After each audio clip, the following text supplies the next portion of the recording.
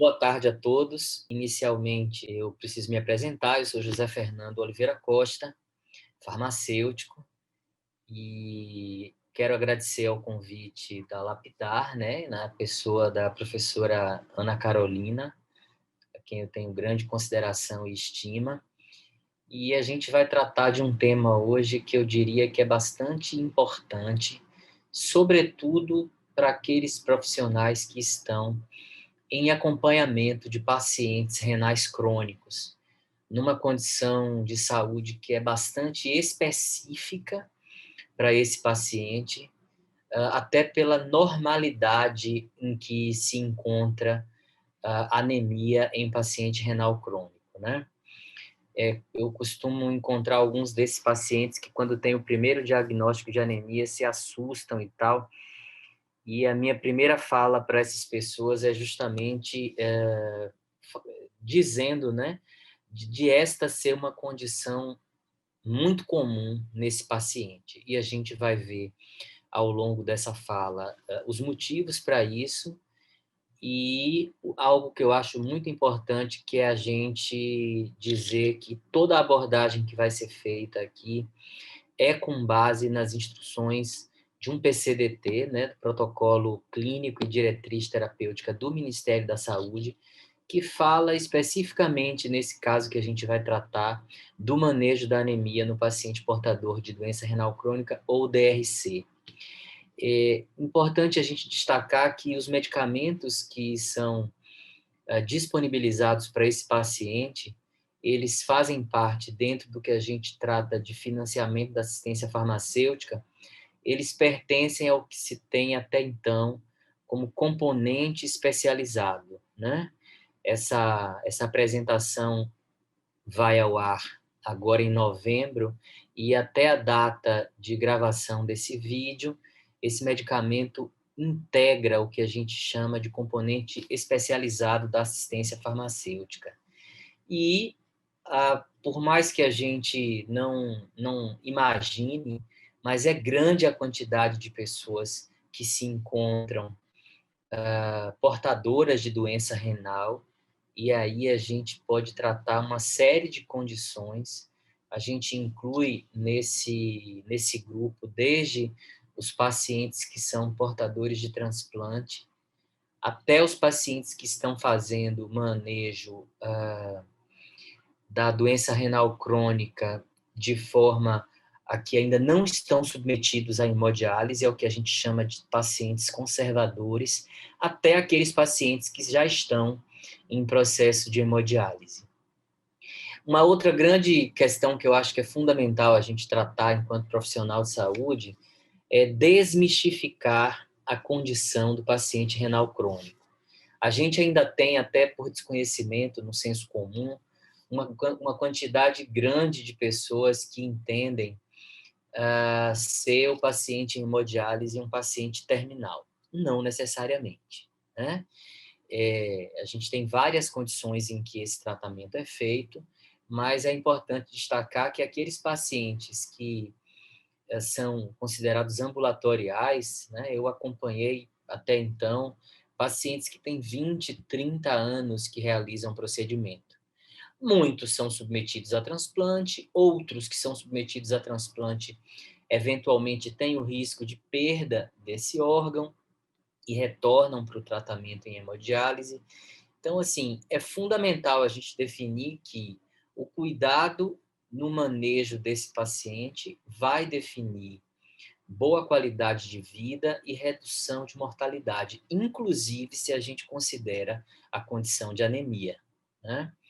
Depois disso, é importante ainda a gente detalhar que quanto mais precocemente esse paciente é diagnosticado como portador de doença renal, mais cedo ele começa o tratamento, menos o organismo é exposto ao sofrimento e aos danos produzidos pela condição, pela doença, e ele, portanto, tem, inclusive, chances de ser submetido, num futuro breve, a um transplante sem ter passado ou sem ter submetido o seu organismo às injúrias que a doença renal pode produzir. Então, esse cuidado começa na atenção básica e, mais uma vez, como profissional da saúde, em mais esse espaço, eu preciso destacar que esse paciente, e como todos os outros pacientes, fundamentalmente precisam ser acompanhados pela atenção básica, porque nem todos os que nesse momento necessitam vão ter acesso à atenção especializada, senão através da atenção básica. E é nesse nível de atendimento também que, inclusive, essa anemia pode ser diagnosticada e encaminhada para tratamento, o que vai reduzir danos e aumentar a qualidade de vida desse paciente. Pois bem, na sequência, a gente vai falar um pouco sobre dados, né? E aí a gente tem um dado bem recente que mostra que eu não quero falar de mortalidade, mas eu quero estimar, no Brasil a gente tem algo em torno de 100 mil pessoas que estão submetidas a tratamento em hemodiálise. Esse é um dado bastante importante, porque é crescente esse número, e talvez não caiba aqui a gente perguntar se é crescente porque a demanda era reprimida ou se é crescente porque as pessoas têm desenvolvido a partir de hábitos de vida irregulares.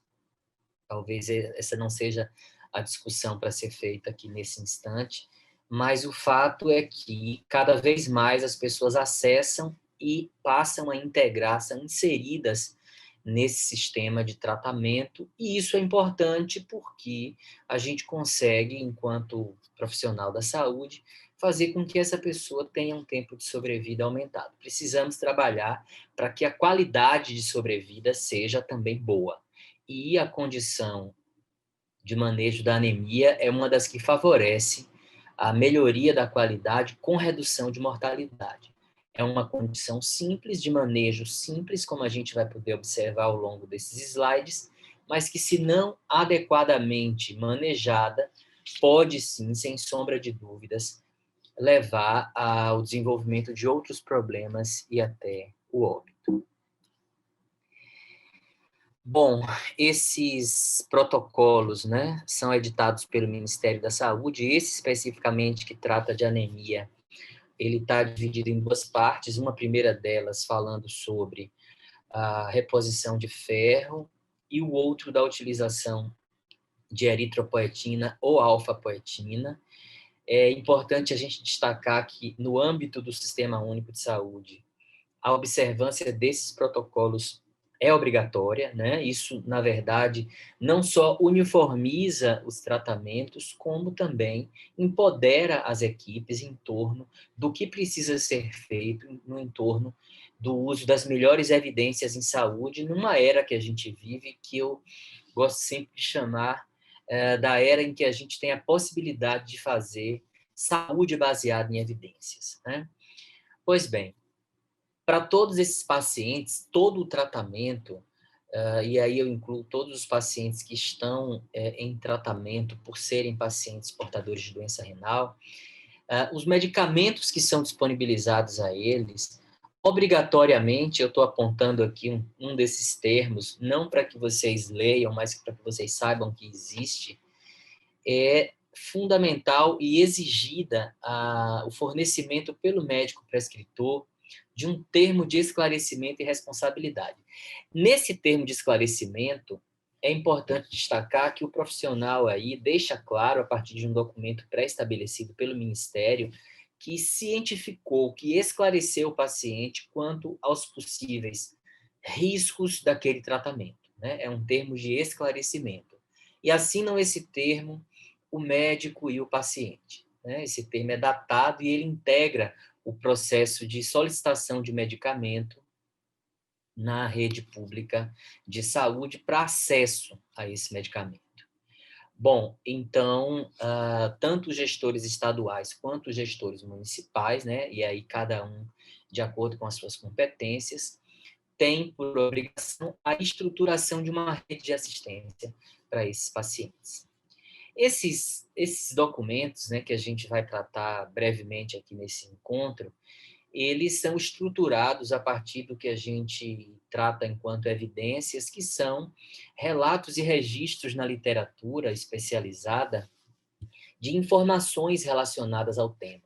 A busca dessas informações vai, na verdade, embasar o que também se chama de políticas em saúde baseadas em evidências. E, nesse caso, os protocolos que são editados pelo Ministério, eles todos são escritos nesses termos. Por exemplo, eu trouxe esse recorte aí para que vocês tenham conhecimento do que foi utilizado quando se foi fazer essa busca na literatura. Todas as informações, sobretudo de segurança, que são apresentadas e que norteiam as orientações em relação à dose, critérios para inclusão, para exclusão de pacientes, tudo isso é escrito com base no que a literatura científica já tem registrado. E para que se acesse essa literatura, são feitas buscas. Os dois documentos, eles apresentam as informações que foram utilizadas, os termos de busca que foram utilizados para se chegar àquelas informações como um todo. Nós não vamos detalhar aqui termo a termo, mas essa é só uma forma de registrar que, em se tratando de um protocolo baseado em evidências, como eles são construídos, estruturados, né? Muito bem. Então, para que a gente propriamente inicie com o tema, a anemia é uma complicação que é frequente, né, nos pacientes portadores de doença renal crônica. Eu diria que é possível também que a gente use o termo frequência para pacientes como um todo, e aí não necessariamente os portadores de doença renal crônica, sendo que nesses pacientes renais crônicos, essa condição vai estar sempre associada a um aumento de morbimortalidade. Em pacientes normais, a gente tem uma faixa de hemoglobina considerada desejável. Em pacientes que são portadores de doença renal crônica, a gente tem, então, de acordo com a Organização Mundial de Saúde, uma definição que trata de valores inferiores a 13 gramas por decilitro em homens e mulheres, e para mulheres, num período pós-menopausa, valores inferiores a 12 gramas por decilitro. Então, essa condição é presente em aproximadamente 90% dos pacientes que são portadores de doença renal crônica, né? Sobretudo naqueles que apresentam uma taxa de filtração glomerular entre 25 a 30. Essa taxa de filtração glomerular é estimada a partir de um exame laboratorial. Esses pacientes, então, a depender dessa taxa, têm pelo nefrologista uma indicação de tratamento. E, como está pontuado aqui nesse último item, a anemia pode estar presente com taxa em pacientes que têm taxa de filtração estimada entre 30 e 60 também, não necessariamente naqueles pacientes que têm uma taxa de filtração OTFG mais reduzida. Bom, na maioria dos casos, a anemia vem como decorrência de uma falha no processo de produção de eritropoetina pelos rins, já que é um órgão que se encontra em uma condição que não é normal, né? Ele deixa de produzir alguns fatores também para além da redução na filtração. E para toda essa condição envolvendo esse paciente, é fundamental que se acompanhe, que se observe como estão os estoques de ferro nesse organismo, né? É muito comum que a gente tenha, em algumas situações, a equipe de saúde definindo pelo tratamento desse paciente apenas com a alfa-poetina, sem olhar para esses estoques de ferro. E o que se tem muito bem estabelecido na literatura é a íntima, estreita relação entre a necessidade de um padrão de reserva de ferro considerado ideal para que esse hormônio, para que essa alfa-poetina, essa eritropoetina, possa, então, funcionar e apresentar os resultados mais interessantes, como também está descrito na literatura. Então, atentar para o fato da reserva de ferro não é achismo, são resultados, são evidências que mostram que nesses pacientes com reserva de ferro normal, o hormônio funciona numa condição que a gente trata como ótima, ou se aproveita desse medicamento o máximo do que ele pode produzir nesse paciente. O contrário também se observa, pacientes que estão em uso do hormônio com reserva de ferro baixas, e com o passar do tempo você vê que os exames continuam indicando um processo anêmico, e o paciente com a clínica também apontando para anemia. Então, daí, como está descrito no item 2, manutenção dos estoques corporais adequados, né, como fundamental. Se essa observação não é feita, você evidentemente vai ter grande chance de falha no tratamento. É muito comum a deficiência de ferro nesses pacientes, né, sobretudo naqueles que têm DRC avançada, e aí a gente tem uma série de motivos que levam a essa condição, de questões relacionadas à dieta, à própria absorção intestinal, perda sanguínea. Esse paciente, não só por conta de coletas, mas ele perde um considerável volume sanguíneo que leva a essa condição. É interessante a gente destacar que, como um todo, esse paciente é um paciente que tem um organismo com uma condição inflamatória a ser considerada. E, então, necessariamente, isso afeta diretamente a questão nutricional por conta, inclusive, do apetite dele, que tem influência a partir dessa condição inflamatória. Algo que é muito comum se observar quando se trata da clínica do paciente renal. Bom, pacientes que estão em hemodiálise ainda vão ter, de acordo com a literatura, perda de, em média, 2 gramas de ferro por ano, né, pelo próprio método dialítico, para além das questões relacionadas à coleta frequente. Esse paciente é muito comum que mensalmente ele faça exames, mas em algumas situações a frequência de coleta é aumentada, né, e daí a reposição se faz necessária. Aqui é só para mostrar rapidamente uma célula-tronco sob influência da alfa-poetina, chegando então a um eritrócito maduro, né, que é o que vai integrar a nossa corrente sanguínea enquanto célula vermelha. Muito bem. Apesar da reposição de ferro, né, ter benefícios que são muito bem conhecidos, né, ela por si só e isoladamente pode melhorar a condição desse paciente enquanto portador de anemia. Mas, em muitos casos, a reposição de ferro isoladamente não vai necessariamente produzir essa melhoria. E quando é que essa melhoria é produzida? Alguns profissionais às vezes falam assim, mas eu só utilizei nesse paciente o ferro e ele recuperou sem precisar introduzir a alfa-poetina. E a resposta é muito simples, é muito comum que esse paciente ainda tenha um órgão produtor de pequenas quantidades, mas produtor em algum nível de alfa-poetina. E com a reposição de ferro, em geral, a gente vai tratar aqui dessa reposição feita por via intravenosa, essa pouca quantidade de hormônio produzida consegue fazer uma elevação importante, considerável, retirando esse paciente, em muitos casos, da condição anêmica, né?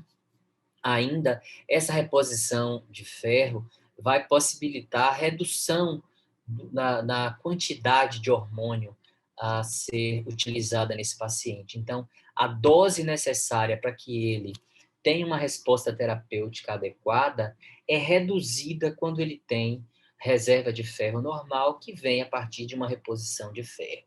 Não é por outro motivo, senão por esse, que o protocolo que trata do manejo da anemia apresenta, em primeira instância, a reposição de ferro, a partir do que a gente tem aí ilustrado. Eu tive o cuidado de retirar os nomes em maior tamanho, para não caracterizar propaganda, né? Mas são 2 os CIDs contemplados pelo componente especializado da assistência farmacêutica quando se trata de pacientes renais. Isso é importantíssimo, porque às vezes o paciente não tem indicação e é uma anemia por outra causa, e é preciso que a avaliação seja feita por quem é de responsabilidade, né, pelos profissionais do diagnóstico. E, na sequência, a gente precisa deixar claro que, em todos os instantes que vai se fazer o manejo desse paciente com anemia, antes de olhar para se ele está ou não utilizando alfa-poetina, é fundamental que se olhe as reservas de ferro desse paciente. Pois bem, a gente também entende que esse paciente, quando chega para atendimento nesse nível, outras causas de anemia já foram isoladas. E é possível que você tenha outras causas, certamente, mas quem vai fazer essa triagem e encaminhamento é o médico, né? Bom, não só com o médico, mas com o farmacêutico também, nos serviços em que existe uma clínica implantada, uma clínica farmacêutica implantada, esse paciente é submetido a uma anamnese, né, em que esse farmacêutico vai observar não só o hemograma, como também as reservas de ferro. Tem um item que é fundamental que a gente detalhe, que é o tempo de realização desse exame. Às vezes o paciente fala assim, eu tenho um exame. Quando você vai ver o exame, já tem muito tempo. Então, ele nem sempre entende, porque às vezes ele demorou muito para conseguir realizar aquele procedimento, demorou um outro tempo para conseguir ter acesso ao resultado, e quando chega ali, tem um profissional que diz para ele que o exame está desatualizado. Então, é necessário que a gente convença o paciente de que aquele exame é um retrato há X tempo atrás. Há 6 meses atrás, ele tinha uma condição de saúde, que hoje, certamente, pode estar completamente diferente. Pode se manter, é fato, mas a gente precisa que seja uma avaliação recente.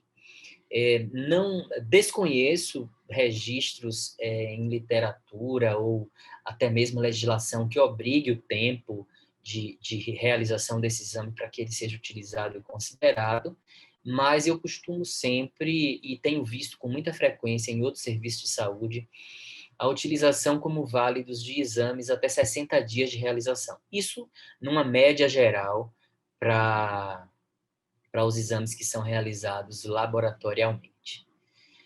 Pois bem, a avaliação desses exames é fundamental, né? E para além do que a gente vai chegar logo mais, eu diria que para esse paciente renal a gente foca no resultado de hemoglobina e no que a gente trata como perfil de ferro, que são saturação de transferrina e dosagem de ferritina. Bom, o paciente renal precisa ser esclarecido de que os valores a que ele precisa estar atento são diferentes daqueles pacientes que não são portadores de doença renal. E o que é considerado anemia para o paciente renal, que são valores abaixo de 10 gramas por decilitro, né? Eu costumo também fazer a consideração de que se esse paciente tem um valor que é, digamos, 10,2 e o hemograma anterior dele fala em redução, o que é falar em redução? É ele ter 2 hemogramas, sendo que os 2 últimos mostram 11 e 10,2 gramas por decilitro de hemoglobina. É um paciente que está em franca queda. Então, é sempre interessante que os serviços discutam para entrarem num acordo se esse paciente também pode ser incluído em tratamento.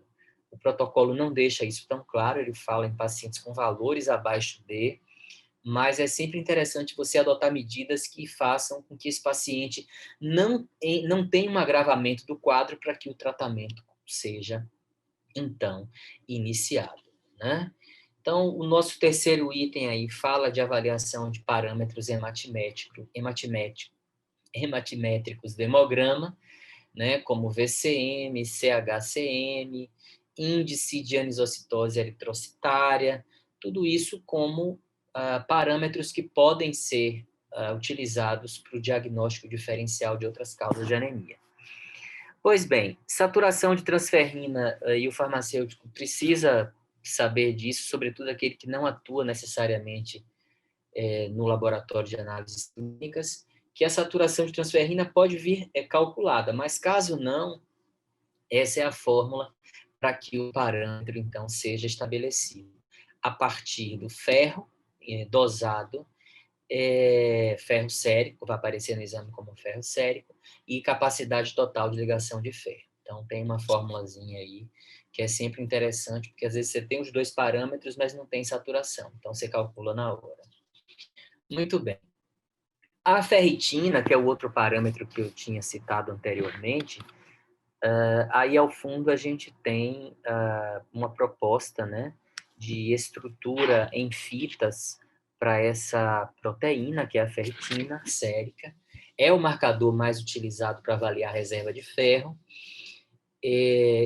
Nos casos em que ela está diminuída, a gente vai ter caracterizada uma deficiência, né? Existem variações do método de dosagem, mas para essa condição do paciente renal, a gente tem valores específicos que precisam ser observados de acordo com como está descrito no protocolo, e seguindo esse paciente renal, ele tem, então, algumas condições, né, como a inflamação, uma desnutrição, processos infecciosos que são frequentes, doença hepática. Em alguns casos, é muito comum que se tenha pacientes portadores de outras doenças, sobretudo neoplásicas.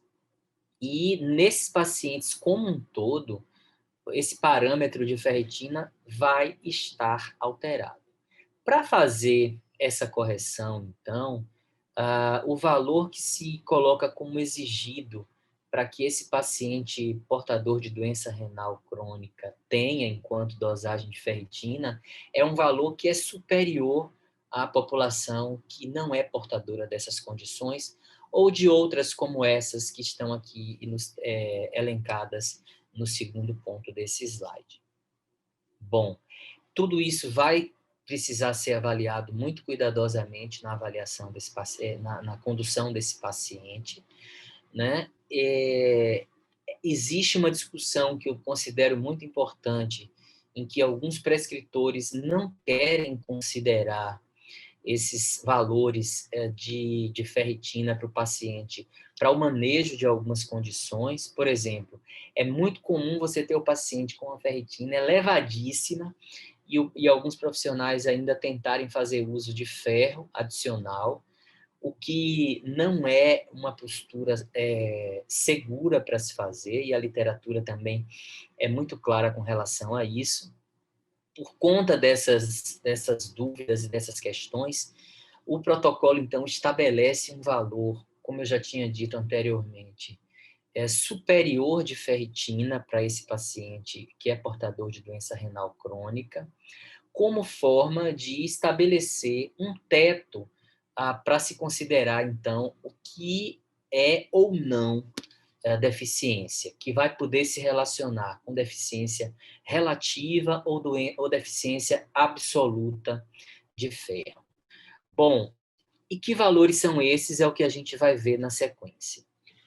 Aqui no restante desse slide, a gente tem dois itens que eu acho que de uma forma ou outra a gente já acabou destacando na fala anterior, e então a gente chega no momento em que se faz necessário definir o que é necessariamente essa deficiência em termos numéricos, né? Muito bem. Para o paciente renal, ele pode estar, como eu disse lá no início, em duas condições, né? Ou de deficiência absoluta ou de deficiência relativa. Acontece que esse paciente renal pode estar ou não em hemodiálise. Estando em hemodiálise, os valores são diferentes, por exemplo, daqueles pacientes que estão em tratamento conservador. O que é tratamento conservador? É aquele paciente que ainda está sendo acompanhado e fazendo modificações na dieta para se avaliar e se observar pelo nefrologista o curso da doença. São aqueles pacientes que estão fazendo tratamento em casa com diálise peritoneal. Então, para esse grupo aí, a gente tem esses valores aqui estabelecidos como meta para a dosagem de ferro. Ferritina inferior a 100, todo paciente portador de doença renal crônica em tratamento conservador, ele tem caracterizada uma anemia, uma deficiência de ferro, quando ferritina é inferior a 100 nanogramas e a saturação de transferrina é inferior a 20%. Nessa condição específica, apresentou esses parâmetros dessa maneira, ele já tem o que a gente chama de deficiência de ferro. Para o paciente que é portador de doença renal crônica e está em tratamento hemodialítico, a gente tem valores modificados. E aí é o que a gente tem detalhado, então, nesse terceiro item. Pacientes em hemodiálise, deficiência de ferro é dada por ferritina inferior a 200, veja que o valor é diferente. O paciente portador o paciente em tratamento conservador, a ferritina dele inferior a 100, mas aqui a gente tem como inferior a 200, e saturação igual ao paciente renal crônico em tratamento conservador, né? Ou em programa de diálise peritoneal. Então, vejam que para o paciente em hemodiálise, ele tem um valor aumentado, isso por conta do processo inflamatório que ele tem instalado e como forma de fazer a correção necessária por conta de que nesses pacientes, naturalmente, a gente pode ter uma modificação e elevação de alguns fatores inflamatórios que levam a um possível mascaramento desse quadro, sem necessariamente fazer com que esse ferro esteja biodisponível, né? E é o que vai ser tratado ao final desse terceiro item aqui. Nessa condição, os estoques corporais de ferro estão aumentados, mas o ferro não pode ser mobilizado de forma adequada porque ele está retido lá no sistema retículo endotelial. Então, a gente tem um parâmetro que é tratado de uma outra forma e isso precisa ser observado quando se vai definir pela indicação ou não da reposição de ferro nesse paciente. Pois bem, critérios para deficiência relativa de ferro: ferritina entre 200 e 500 e saturação inferior a 20%. Veja que aqui a gente tem um parâmetro de saturação reduzido e isso vai caracterizar o que a gente trata como deficiência relativa e deficiência absoluta de ferro. Nessa sequência, é importante a gente lembrar que o paciente que tem um resultado de exame com ferritina superior a 500, ele já passa para uma condição de contraindicação ao uso dessa reposição de ferro, ao uso desse ferro venoso, né? Assim como também a gente vai ver na sequência que a saturação de transferrina também pode pode contraindicar a utilização desse ferro enquanto reposição via intravenosa. Quem é que pode, então, utilizar essa reposição de ferro? Pois bem, pacientes que têm estágio de 3 a 5, né, com uma filtração, uma TFG inferior a 60, pacientes que estão em condição de anemia com hemoglobina inferior a 10 gramas por decilitro, a gente já tratou dessa condição, e que tenham deficiência absoluta ou relativa de ferro. São esses os elegíveis para tratamento, reposição de ferro. Crianças, as questões mudam um pouco. Suplementação está sempre indicada quando a criança tem uma saturação inferior a 20 e ferritina inferior a 200, independente do tratamento que ela está realizando. E quem está ou deve ser excluído desse tratamento, né? É aquela pessoa que estava em uso e precisa ter o medicamento suspenso, ou é aquele paciente que vai iniciar um tratamento? Quem deve ser excluído? Aqueles portadores de hemocromatose ou hemociderose, ou ainda portadores de anemia hemolítica, aqueles que têm ferritina acima de 500 ou saturação de transferrina superior a 30%. E essa é uma questão que é muito difícil, às vezes, do prescritor compreender, porque ele acha que o ferro deve ser reposto e pronto. Mas quando a gente tem reposição numa condição como essas aqui, Na verdade, o que a gente está fazendo é administrar ferro numa quantidade que pode levar muito facilmente a uma intoxicação.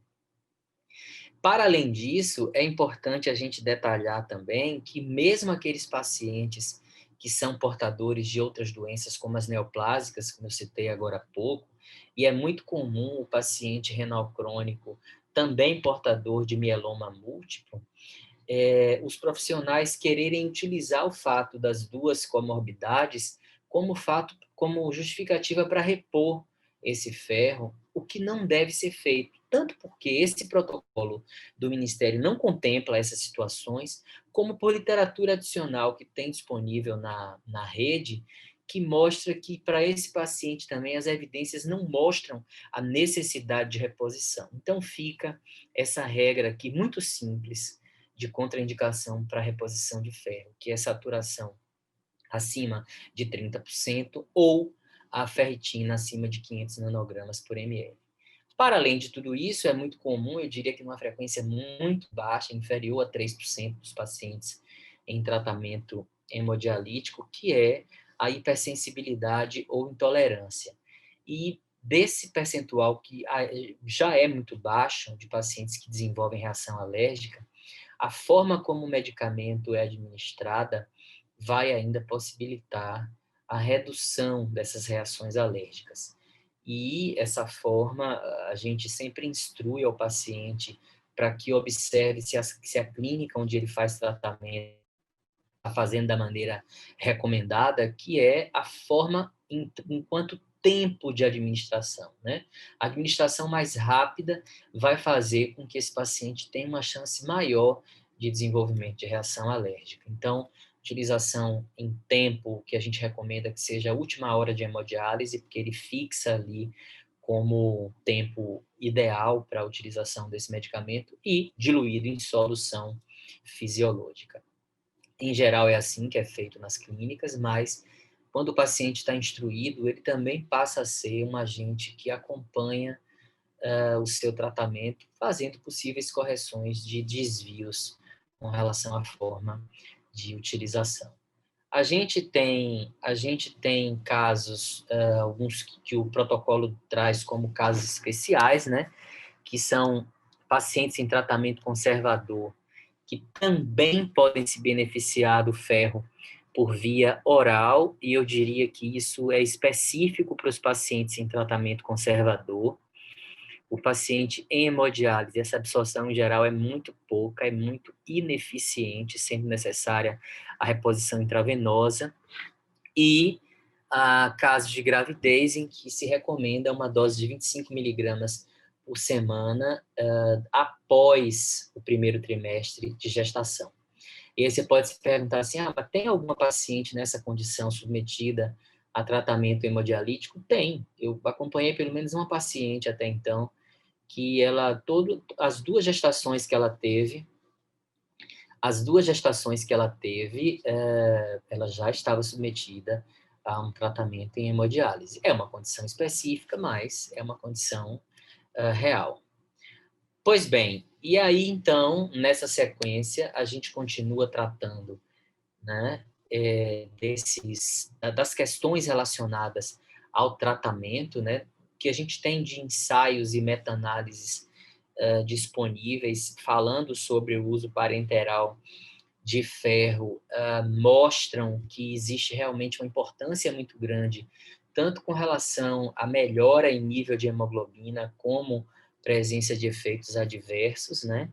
Também que nos pacientes em tratamento conservador se observa uma importância para a reposição desse ferro, em média, né, se os estudos mostram uso rotineiro de ferro parenteral, pequeno ganho nos níveis de hemoglobina, né, que não parece representar vantagem clínica significativa em relação à reposição oral, que foi o que a gente tratou lá em cima. Então, nesse paciente que faz tratamento conservador, ele pode manter o uso por via oral, porque não se mostrou tanta diferença entre o oral e o intravenoso, tá? Na sequência, então, a gente precisa deixar claro que pacientes em hemodiálise, de acordo com esse estudo aqui, né, é um estudo antigo, mas esse protocolo é de 2017, e ele utilizou alguns trabalhos feitos na metodologia, isso está muito bem descrito, e é preciso que a gente entenda que, às vezes, o tempo de realização desse estudo, diante do que foi avaliado e do que foi visto, ele precisa ser considerado. Isso para aquelas situações que a gente olha assim e fala, mas esse trabalho foi de 2008. Tem trabalhos que foram feitos há muito mais tempo e continuam sendo utilizados até então como referência pela importância não só da metodologia, como dos achados, né? Pois bem, pacientes em hemodiálise, de acordo com esse trabalho aí, se demonstra que a utilização do ferro parenteral é superior à reposição de ferro por via oral. Então, isso é importante até para que a gente deixe claro e não pareça, quando se fala com o médico em geral, se tenha uma evidência para mostrar da importância da utilização por essa via, né? Ainda, e para além de tudo isso, é importante que sejam consideradas hipotensão e reações alérgicas, ou quando utilizada essa via, que pode ser corrigido com aquela administração em tempo superior, como nós tratamos há pouco. Pois bem, no mercado estão disponíveis a apresentação em comprimidos e a apresentação injetável, né, frascos de 100 miligramas. Isso aqui tudo trata com a gente de algo que eu já antecipei anteriormente, que é a maneira como deve ser administrada, e aí o fabricante vai sempre recomendar a utilização de uma dose teste, dose de ataque, dose de manutenção. Essa dose teste, eu acho que é sempre fundamental que seja feita no paciente quando não foi feito uso prévio. A literatura como um todo não considera muito a necessidade de se fazer esse teste, mas para quem tiver interesse, ele está bastante detalhado no protocolo, e o fato é que o que é comumente utilizado são as ampolas dessa forma como está descrita aqui. 10 sessões que são feitas de 2 a 3 vezes por semana, e após isso, repetição de exame e, novamente, a avaliação para que se defina se ele permanece um tempo superior em utilização ou se ele já pode fazer o que se chama de dose de manutenção, que são doses intervaladas a cada 15 dias, né? Uma ampola de 100 miligramas a cada 15 dias. Uma outra questão que é importante é que todas as vezes que fosse fazer avaliação de dosagem desses parâmetros que refletem o ferro no organismo, que seja suspensa a utilização do hidróxido de ferro. Senão você injeta e, na verdade, está dosando o que você está injetando. E por quanto tempo você suspende? Esse mesmo documento vai recomendar que se suspenda algo em torno de 7 a 10 dias anteriores à dosagem. Em crianças, os parâmetros mudam um pouco, né? Porque se você tem estágio inicial de doença renal, o ferro por via oral pode ser utilizada, né? E aí você tem uma dose de 6 miligramas quilo dia. Se a criança está em diálise peritoneal, você já tem dose mensal de 5 miligramas por quilo, né? Sem ultrapassar o que se considera segurança, que é 200 miligramas de ferro por infusão. E se a criança está em programa de hemodiálise, é recomendada quase que para a totalidade delas a reposição intravenosa. Essa reposição também está relacionada de modo a ter de 1,5 a 5 miligramas por quilo, e, como um todo, na pediatria, as doses são sempre calculadas com a relação de dose-peso. Isso é fundamental, né? Pois bem, sempre pensar em interrupção de qualquer tratamento, né? E aí, para o caso da reposição de ferro, quando se tiver saturação superior a 30 e ferritina superior a 500, a gente tratou um pouco disso lá atrás, quando falou de critérios de exclusão para o uso do medicamento, né? E é interessante que o protocolo autoriza o farmacêutico que está atuando no componente especializado a fazer essa interrupção, né? A não dispensar esse medicamento. E aqui estava registrado e bastante claro o motivo pelo qual esse medicamento não deve continuar sendo utilizado, né? Depois que o paciente, com os exames rotineiros, mostrar redução desses parâmetros, aí ele pode ser reiniciado pelas mesmas regras, né? O que é o objetivo do tratamento com reposição de ferro? Hemoglobina entre 10 e 12. É isso que é fundamental que o paciente renal entenda. O resultado do hemograma dele não deve ter hemoglobina com valores fora dessa faixa, entre 10 e 12 gramas por decilitro. Menos que isso, você tem anemia. Mais que isso, a literatura já mostra um aumento de risco, sobretudo com possibilidade de óbito aumentado em pacientes que têm uma dosagem superior a 12. Né? É dosagem, inclusive, que daqui a pouco a gente vai ver, que é utilizada para se regular a alfa-poetina reposta. Pois bem, além disso, o objetivo é manter ferritina entre 200 e 500, mais que isso suspende, e saturação entre 20 e 30. Menos que 20 é deficiência, mais que 30 indicativo de necessidade de suspensão do uso do medicamento. Existe uma questão muito difícil de se lidar, sobretudo com as clínicas, que é o fato da realização dos exames. E o documento, o protocolo é muito claro quando trata da monitorização desse paciente. O que é que se faz para essa monitorização? Repetição dos exames.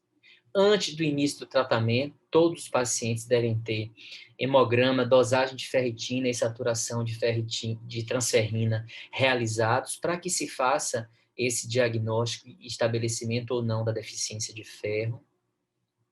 Essas dosagens de hemoglobina devem ser, e os outros 2 exames, repetidos mensalmente enquanto o paciente não tiver atingido o alvo terapêutico, que é algo que na prática é muito difícil de se controlar, porque em geral a realização é feita com um tempo superior. Isso não é bom, porque atrasa possíveis modificações necessárias ao tratamento e faz com que o paciente, às vezes, insista numa dose que não está apresentando resultado. Já tratei aqui, mas eu vou voltar agora para falar com relação à repetição desses exames. Até ele ter níveis-alvo, a gente faz como está descrito aqui mensalmente. Após isso, hemoglobina dose a todo mês e os outros 2 parâmetros a cada 3 meses, porque, teoricamente, ele está numa condição dita controlada.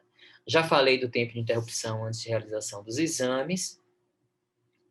Apesar de ser pouco relatado, deve-se estar atento à questão relacionada à anafilaxia por hidróxido de ferro, né? Essa é uma questão importante, e esse paciente está fazendo utilização num ambiente controlado, né, com o pessoal da enfermagem, com o médico e tudo mais. E aí a gente entra na questão relacionada à utilização e reposição da alfa-poetina. Toda essa condição inicial aí vem apenas para caracterizar o processo anêmico como um todo, que foi algo que a gente já fez lá anteriormente, e eu vou adiantar para que a gente possa, então, chegar a algumas condições que eu considero fundamentais para a utilização, para a reposição de alfa-poetina. Todas essas considerações feitas, né, de perda, inclusive no paciente renal crônico, estão numa consideração anterior, o que vai fazer com que eu dê uma certa acelerada aqui nesse momento. E para pontuar algo específico nesse momento, eu diria que esse penúltimo item aqui é muito interessante, né, quando diz que há maior predisposição a eventos cardiovasculares com aumento da mortalidade e possível aumento da mortalidade geral naqueles pacientes que são portadores de anemia, daí a necessidade de se fazer a correção. E então, o maior número desses eventos acaba por requerer um maior número de hospitalizações, né? E isso, sobremaneira, acaba sobrecarregando o sistema de saúde.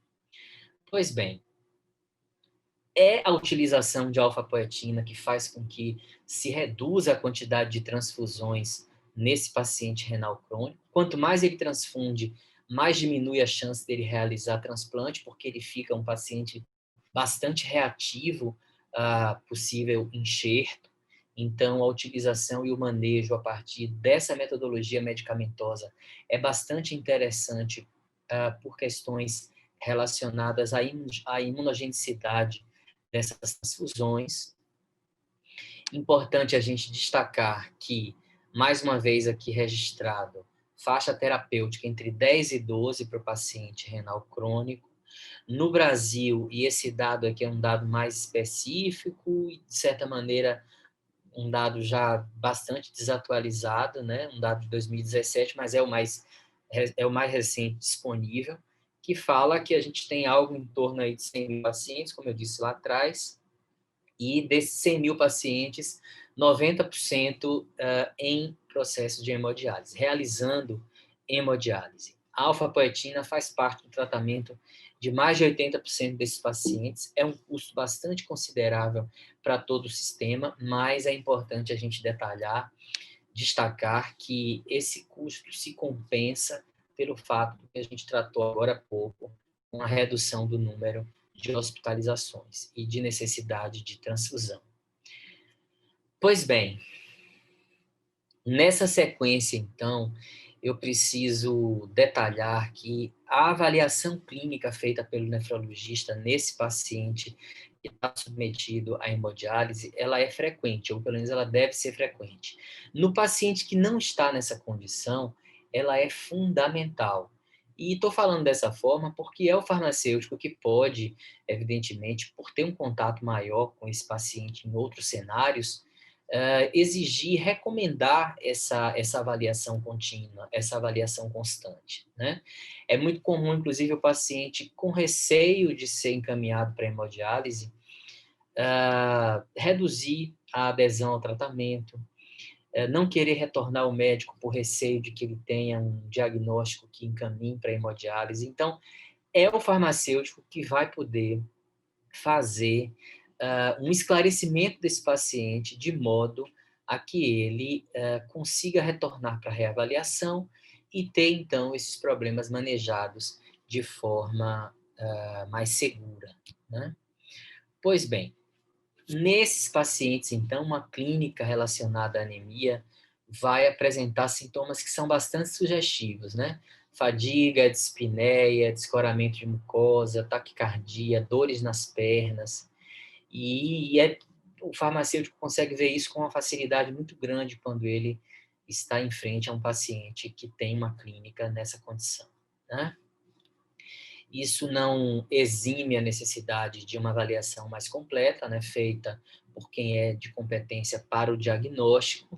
A gente já falou anteriormente desses valores, o que vai me levar nesse momento a dar uma adiantada nesses comentários como um todo. A gente já viu a faixa considerada ideal para o tratamento desse paciente. E aí a gente já chega para falar dos critérios de inclusão ao paciente que tem como solicitação de uso a alfapoetina. Pois bem, quem é esse paciente? Estágio de 3 a 5 de filtração glomerular, né? Com um resultado de taxa inferior a 60. Paciente que tem HB igual ou inferior a 10, né? Tanto para homens quanto para mulheres, sem muita diferença. E algo que é fundamental, né? Isso aqui eu diria que é o motivo primordial das discussões entre farmacêutico e médico, que é esse paciente ter reserva de ferro adequada. Se ele não tem reserva de ferro adequada, a alfapoetina não está indicada. E por que não está indicada? Porque o efeito dela não pode ser observado na sua totalidade numa condição dessas, em que ele tem deficiência de ferro. Então, para o paciente renal crônico, em hemodiálise, portador de anemia, a regra número 1 é: vamos observar o ferro. Está em deficiência, vamos repor. Está reposto e ele está anêmico, vamos para a alfapoetina. Isso aí vai resolver a grande maior parte das situações de anemia nesse paciente renal crônico. Tem os pacientes refratários? Tem. Mas até que você considere um paciente como refratário, você ainda vai passar, inclusive, pelos aumentos de dose de uso do medicamento para que se observe a resposta que ele apresenta. E ainda tem uma outra questão muito importante que não está escrita em protocolo nenhum. Às vezes o paciente tem o diagnóstico correto, recebe medicamento, armazena o medicamento incorretamente e esse medicamento não dá resultado. ou diz que usa de uma forma quando não usa. Então, o farmacêutico é quem precisa ficar atento para todas essas questões para corrigir possíveis desvios no uso desse medicamento. Desde a geladeira que não está funcionando direito, ao local de armazenamento, às vezes ele guarda na porta, que é onde mais oscila a temperatura, até o fato dele não levar o medicamento para a clínica e dizer que não recebeu. Né?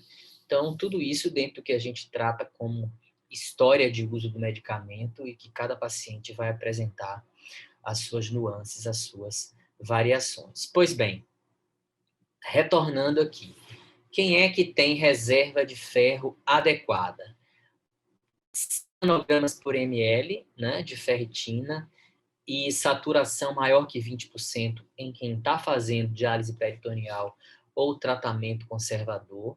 E para os pacientes que estão em hemodiálise, 200 nanogramas é a meta e saturação maior que 20%. Então, essa é a condição. Apresenta isso, inicia o tratamento. Né? Pois bem, na pediatria, isso muda por completo. Todo paciente da pediatria que tem HB abaixo de 11, quando outras causas de anemia forem excluídas, e estoque de ferro adequado. Então, se para o paciente adulto a gente considera o parâmetro 10, para a pediatria é 11, desde que a reserva de ferro esteja adequada. E aí as regras para reposição de ferro serão as mesmas. Quem é que não deve fazer utilização de alfapoetina? Existem os casos em que o paciente tem hipersensibilidade ou intolerância, né? São muito poucos, mas existem. E ainda aquelas condições em que o paciente tem uma hipertensão considerada como não controlada. É aquele paciente que já tem acompanhamento com um cardiologista, faz uso de medicamento, mas não consegue reduzir os níveis pressóricos. Ele tem sempre níveis acima de 14/9. Esse é, inclusive, um nível que eu recomendo para o paciente para que ele observe como está o valor de pressão aferida no momento da administração da alfapoetina, para que, caso esteja acima disso, ele não utilize. E por que não utilize? Porque a reação adversa ao uso desse medicamento ela é muito mais associada a níveis pressóricos elevados. Então, se deu alta pressão, não tome. Reveja se tomou o medicamento, converse com o nefrologista, volte ao cardiologista, lembre se realmente fez uso do medicamento na hora certa, se não está consumindo mais sal do que deveria, porque a regra de ouro é não utilizar com a pressão elevada. Mas na prática isso nem é tão observado. É bom que se observe, porque depois possíveis episódios relacionados à hipertensão que esse paciente venha a produzir vão ser muito mais difíceis de serem associados à utilização do medicamento. Então, é bastante interessante que se previna, né? E quem também mais é excluído desse tratamento? Aquele paciente que tem anemia de outras etiologias. E aí, é sempre interessante que a nefrologia encaminhe esse paciente para hemato, para que o diagnóstico seja feito, a avaliação seja feita por um especialista, né? Quem é caso especial para utilização? Eu gosto muito de chamar a atenção para os pacientes que são portadores de neoplasias e sempre, no momento da dispensação para um paciente nessa condição, encaminhar uma carta detalhando a situação e a necessidade do conhecimento ao oncologista. E por quê? Está associado, a literatura associa muito a utilização de alfapoetina em aumento na recidiva, sobretudo de tumores sólidos. Então, eu gosto que o oncologista desse paciente tenha conhecimento de que ele vai fazer uso de alfapoetina. Pois bem, e as gestantes, né, que também devem ter um acompanhamento mais específico e detalhado, por conta de que, sobretudo, nem se sabem algumas informações com relação a esse público. Por exemplo, não se sabe se o medicamento é excretado no leite humano. Essa utilização, é interessante a gente destacar que, a despeito do que a gente tinha falado para o ferro, a utilização subcutânea é no paciente em hemodiálise a que mostra os melhores resultados. né? E eu coloquei essa foto aí justamente para deixar claro que é muito comum alguns pacientes quererem fazer uso na máquina de hemodiálise, mas os melhores resultados estão associados ao uso subcutâneo. Em muitos casos, esse paciente recebe a injeção na clínica, é algo muito simples. A única recomendação que a gente faz de uso é que o medicamento não seja aplicado gelado para reduzir a dor, né? Quando é aplicado gelado, ele dói bastante. Temperatura ambiente, isso desaparece. Então, é a restrição que a gente faz para a utilização. Na sequência, eu vou querer passar agora para falar rapidamente sobre alguns resultados e já fazendo alguns encaminhamentos para a finalização. Alguns resultados de trabalhos mostram que em pacientes que estão realizando tratamento conservador ou diálise peritoneal, a correção da anemia se correlaciona com melhora estatística e clínica bastante importantes do quesito qualidade de vida, e isso é fundamental para esse paciente.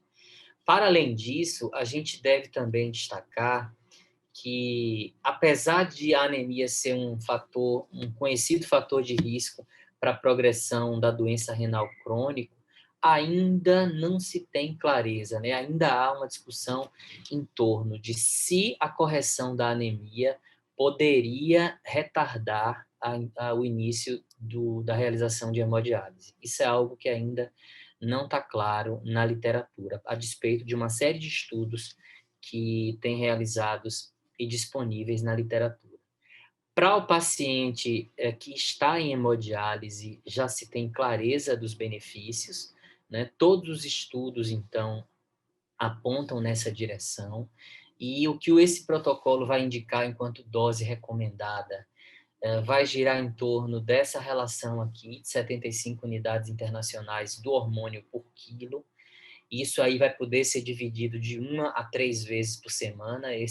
A quantidade, a frequência com que o medicamento é administrada não mostra necessariamente diferença importante no resultado do tratamento, né? Já tinha falado anteriormente de via de administração, e a subcutânea, né? É a primeira que está aqui ilustrada.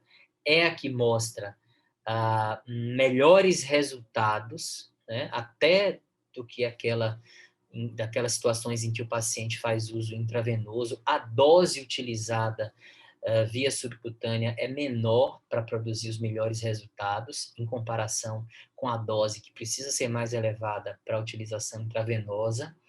E esses detalhes como um todo precisam ser discutidos não só com a equipe, como o paciente precisa ter conhecimento do porquê aquela via está sendo escolhida, né? Para que ele não ache que é alguma coisa aleatória.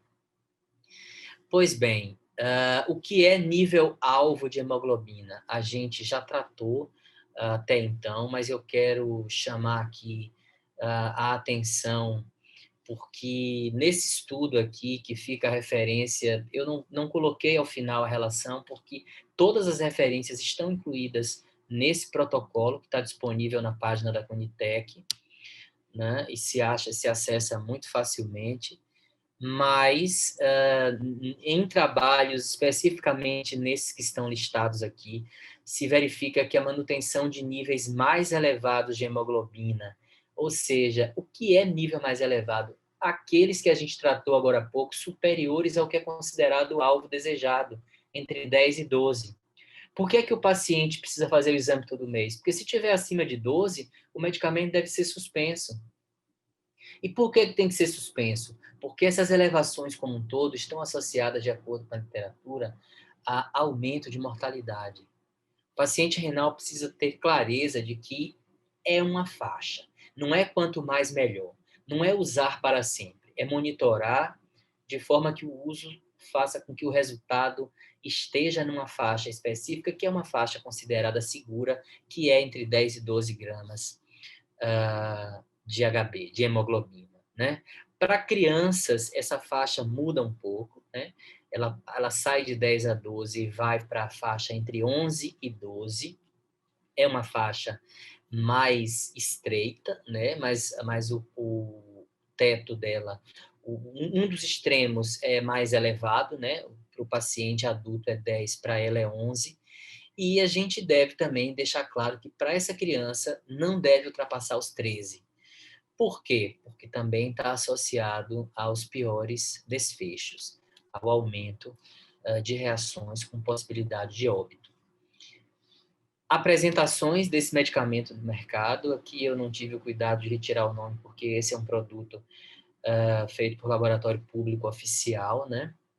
E o que eu gostaria daqui de chamar a atenção é que essa dose precisa ser ajustada, em média, até para a comodidade do paciente, 50 a 100 unidades por quilo, via subcutânea, de 1 a 3 aplicações por semana. Se vai ser uma, se vai ser duas, se vão ser três, isso não faz muita diferença, né? E isso está demonstrado. E evitar aqueles casos de solicitação de tratamento em que o paciente já começa com uma dose muito elevada sem que você saiba como vai ser a reação, sem que você consiga quantificar o resultado. Então, ele começa com uma dose baixa e vai pouco a pouco fazendo ajustes e aumentos. Esses aumentos, eles são feitos de acordo com algumas referências que são tratadas como nomogramas, né, pelo próprio protocolo, em que, a depender do padrão de aumento de hemoglobina, a dose é aumentada de uma forma diferente. Então, se ele aumenta até 0,3 gramas por semana, se aumenta em 25% a dose. Se após 4 semanas de tratamento a elevação ainda tiver numa margem entre 0,3 e 0,5, mantém dose. Isso tudo como forma para o farmacêutico orientar como deve ser feito o ajuste desse tratamento. E a esse farmacêutico cabe a responsabilidade, então, de orientar não só o paciente, como a equipe. Conversar, dialogar com o médico, que é quem tem legalmente autoridade para modificar a prescrição, para que ela esteja de acordo com o que está o protocolo, porque o farmacêutico precisa dispensar com base no que está aqui estabelecido. Pode o farmacêutico se negar a fornecer o medicamento em caso de inadequações? Sim, e isso está explicitado nesse documento, que também traz o amparo legal para o exercício da profissão no atendimento a esse paciente específico. Aqui, nesses dois últimos itens, a gente trata de algo que eu já tinha falado anteriormente, né? Quando é que o medicamento deve ser interrompido? Passou de 13 gramas por decilitro, interrompe tratamento. Acima de 12, já se pensa em reduzir a dose dessa alfapoetina. E isso mostra, na verdade, a necessidade de que esse paciente seja acompanhado não só com os exames, mas pela equipe multiprofissional, né? Antes de cada ajuste de dose de alfapoetina, é preciso que se reveja o padrão, o perfil de ferro desse paciente. Não se aumenta a dose de alfapoetina com o paciente com deficiência. Então, eu só aumento se o ferro está normal e a hemoglobina dele ainda está abaixo do que é desejado, né? Esse ajuste, o farmacêutico precisa estar bastante atento. Para a pediatria, a dose recomendada para o paciente em hemodiálise é de 100 a 200 unidades por quilo, né, por dose, em uso subcutâneo de 1 a 2 vezes por semana. A maioria das crianças responde com essa dose, apesar de que crianças abaixo de 5 anos podem utilizar uma dose até mais elevada, né, de até 300 unidades internacionais por quilo por semana. E quando é que a gente interrompe? Que é algo que a gente já estava falando agora há pouco. Reduz se a HB está acima de 12, interrompe se está acima de 13. Para que isso? Para deixar o paciente sem tratamento? Em geral é assim que ele pergunta, né? Ah, você vai deixar sem o medicamento, eu vou piorar. Não, não vai piorar. A gente precisa que o seu exame mostre uma hemoglobina dentro da faixa desejável. É isso que é fundamental, né? O paciente entender e o médico também, porque é o médico quem vai fazer a solicitação da repetição dos exames com aquelas frequências que a gente discutiu lá atrás, para que o medicamento possa ser reintroduzido, a dose possa ser aumentada e até mesmo suspensa. O que se espera, então, para esse tratamento é a manutenção nesses níveis alvo, né? Em termos de monitorização, A resposta ao tratamento deve ser acompanhada por dosagem de HB a cada 2 semanas, até que o paciente atinja o que se considera alvo, né? E depois que ele atinge esse alvo desejado, aí esse monitoramento passa a ser feito mensalmente, né? Questões relacionadas à pressão arterial fundamentais, a gente já tinha detalhado agora há pouco. É possível que existam casos em que o paciente tenha que ter um acompanhamento mais específico, são aqueles casos em que o paciente desenvolve uma aplasia pura da série eritroide, né, que precisa ser avaliada pelo nefrologista e encaminhada ao hemato para que se defina como esse tratamento vai ser feito. E eu, então, finalizo dizendo que, para o paciente renal, existe a necessidade muito grande de que o farmacêutico faça o acompanhamento dele, porque, às vezes, é o profissional que consegue identificar possíveis falhas no tratamento, e essas falhas no tratamento acabam por comprometer toda uma estrutura de um contexto de saúde, porque se esse paciente tem necessidade de hospitalização, ele sobrecarrega o sistema, e a grande maior parte dessas necessidades de hospitalização dizem respeito a falhas no tratamento que ele faz. Se o farmacêutico, que é o profissional da saúde que acompanha esse tratamento, está atento para fazer possíveis correções, acaba-se, por fim, por garantir que esse paciente tenha uma qualidade de vida melhor, tenha com uma frequência muito pequena necessidade de utilização da rede de hospitalização, e com isso, então, a gente tem uma satisfação desse sujeito e da família dele como um todo, já que, como profissional da saúde, a gente também responde pelo tratamento, né, que esse paciente está envolvido. Se é um farmacêutico que está inserido no sistema público de saúde, essa responsabilidade está muito clara. Se é um farmacêutico que está no sistema privado de saúde, essa responsabilidade também existe, porque esse paciente também consome medicamentos que não estão e não são distribuídos pelo governo dentro dos seus sistemas de acesso ao medicamento. Então, todos nós, estejamos no privado ou no público, precisamos conhecer dessas questões, não só para avaliar e ponderar possíveis reações, como também para orientar a utilização desse medicamento, né? Que vai de um simples analgésico que ele adquire até, por exemplo, medicamentos mais complexos que são distribuídos nas farmácias públicas, como é o caso desses dois que a gente está tratando até então. Eu finalizo aqui, né, deixo o meu e-mail de contato e, mais uma vez, agradeço pelo convite e também a quem está nos assistindo nesse momento, com a expectativa de que esses breves comentários e esclarecimentos possam servir como ferramenta, né, para o exercício da profissão. Muito obrigado a todos.